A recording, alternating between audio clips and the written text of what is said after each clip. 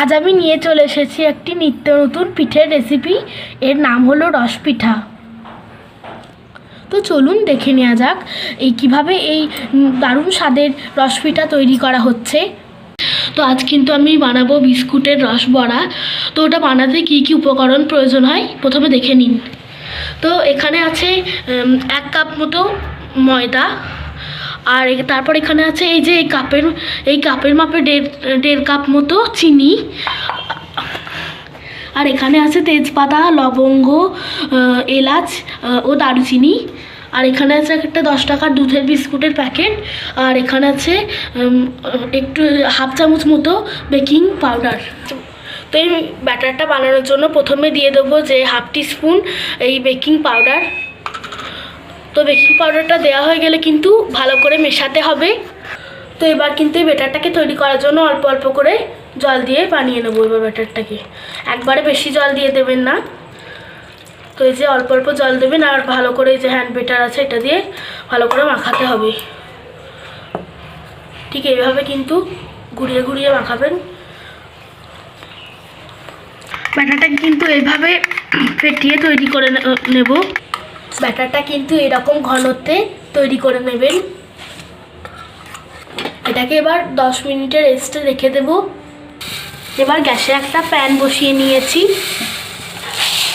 এরপর এর মধ্যে দিয়ে দেবো যেটুকু চিনি ছিল পরিমাণ মতো, সেটুকু চিনিকে দিয়ে এবার অল্প জল দিয়ে দিলাম।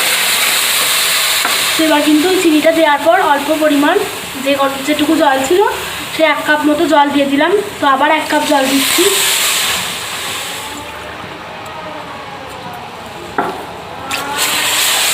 তো 3 কাপ জল দিলাম মোট।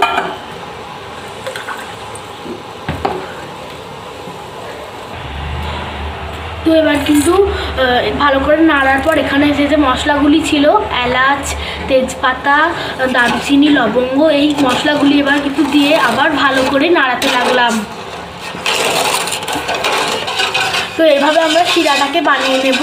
তো খুব বেশি ঘন করবেন না, পিঠাটা কিন্তু তাহলে খেতে ভালো লাগবে না, ভালো করে ভিজবেও না। এই রসটা প্রায় তৈরি হয়ে এসেছে।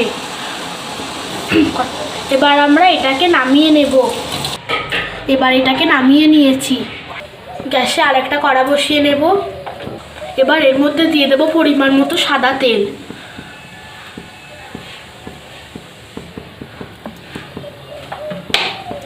এবার মিডিয়াম টু লো ফ্লেমে তেলটিকে গরম করে নেব।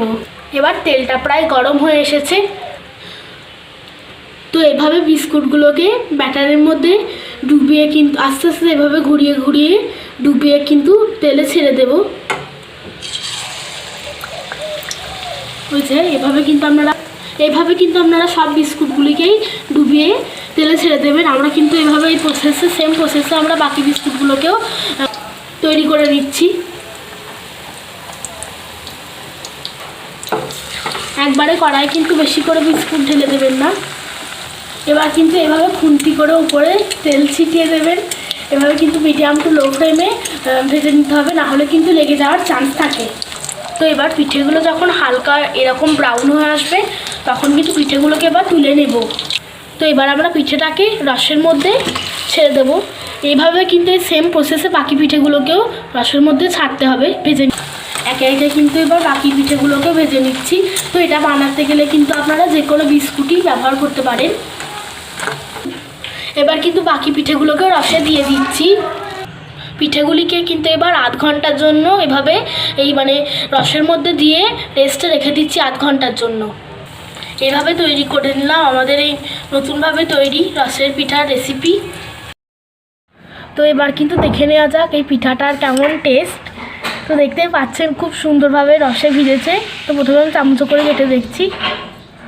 তো এটা কিন্তু খুব ভালোভাবে শিরায় ভিজেছে, আর বিস্কুটটা কিন্তু এই যে নরম হয়ে গেছে ভেতরটা। তো খেয়ে যেটা বুঝলাম দারুণ টেস্ট হয়েছে, মিষ্টিটাও ঠিকঠাক আছে, আর ভালো রসে ভিজেছেও, নরম হয়েছে। তো আপনারাও কিন্তু বাড়িতে বানিয়ে দেখতে পারেন। সত্যি কথা অসাধারণ স্বাদের এই পিঠা। তো আবার আপনাদের যদি ভিডিওটা ভালো লেগে থাকে লাইক, কমেন্ট, শেয়ার করবেন এবং সাবস্ক্রাইব করবেন। তাতে আমরা আরও একটা ভিডিও বানাতে আমাদের আরও ইচ্ছা হবে।